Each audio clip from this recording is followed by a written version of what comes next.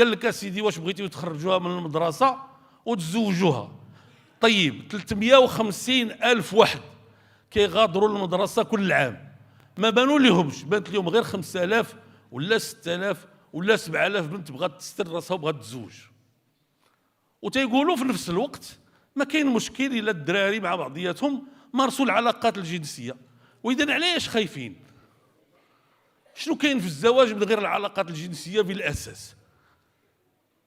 وواحد القضيه وكيقول لك لا ما يمكنلاش تحمل، وهذيك اللي مشات تمارس الجنس في الحرام واش ما غتحملش؟ شحال منهم كيحملوا؟ شحال منهم تيولدوا قبل ما يتزوجوا؟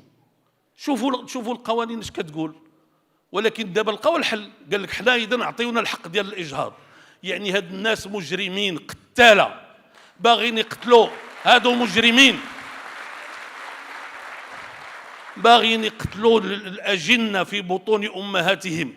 والله سبحانه وتعالى كيقول وإذا الموءودة سئلت بأي ذنب قتلت. حتى هذا الجنين هو إنسان مخلوق، ولو ترك لنفسه يقينا في 99% سيصل إلى أن يولد، ومن حقه أن يولد، ومن حقه أن يحترم، ومن حقه أن يتبناه المجتمع، ومن حقه أن تتحمل الأسرة، لا أن نتخلى عن المرأة التي وقعت في معصية لأننا حرمناها من أن تتزوج في الوقت المناسب أو لأننا حرمناها من حقها الطبيعي. هذا غير معقول ولا يمكن أن نقبله.